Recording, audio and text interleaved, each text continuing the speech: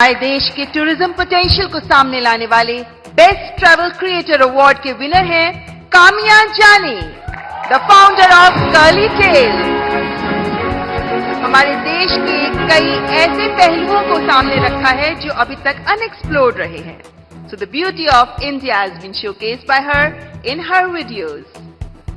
That's Kamiya Jani.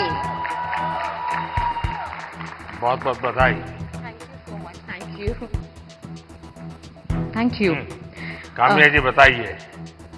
मुझे घूमने का बहुत शौक है और मुझे लगता है कि जब हम ऑफिस से थके आ रहे आते हैं या वीक भर पूरा काम करते हैं, वीकेंड्स में हमें एंजॉय करना चाहिए। जो इतनी ब्यूटीफुल नेचुरल ब्यूटी हिंदुस्तान में है वो एंजॉय करनी चाहिए। और मुझे लगता है भारत सबसे ज्यादा खूबसूरत देश है और यही ऑब्जेक्टिव है कि ग्लोबल मैप पर भारत नंबर 1 पर हो बस। और फिलहाल कंफ्यूज्ड हूं, लक्षद्वीप जाऊं या द्वारका? द्वारका आपको काफी नीचे जाना पड़ेगा। लेकिन वो मेरा अनुभव बहुत ही अद्भुत था। खैर उसकी बात कभी फिर करूंगा, लेकिन मैं नहीं मानता सब टूरिस्टों के लिए कितना सुविधाजनक होगा। लेकिन अब जैसे मैं आदि कैलाश गया था। आदि कैलाश हमारा काफी ऊंचे टॉप पर है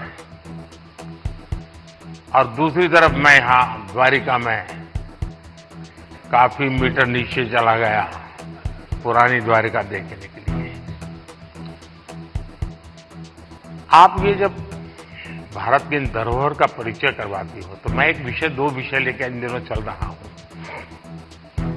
उसमें आप जो क्रिएटर्स होते हैं मदद कर सकते हैं।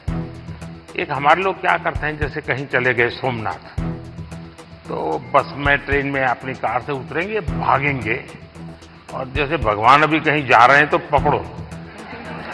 उनके दिमाग में यही रहता है, तो दौड़ो पकड़ो। और फिर एक बार देख लिया तो इधर उधर छुट्टी। मैं कहता हूं भाई ऐसा क्यों करते हो? जहां जाते हो कम से कम एक रात रुकिए। टोटल जो आपका बजट है, टूर ट्रैवल का टोटल बजट है, कम से कम 5% 10% लोकल कुछ न कुछ चीज खरीदिए, लोकल प्रोडक्ट खरीदिए। अब फिर आप कहेंगे नहीं हमने पानी पूरी खरीदी थी, ऐसा नहीं। खाना वाना तो कंपलसरी है, खाएंगे, लेकिन कोई वहां की प्रोडक्ट, क्योंकि हमारे देश की जो ये भी एक सामर्थ्य है और वहां की इकोनॉमी को बहुत बड़ा बल मिलता है।